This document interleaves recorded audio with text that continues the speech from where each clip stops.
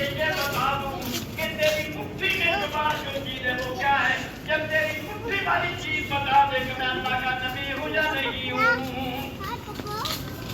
उसने इस बात को माना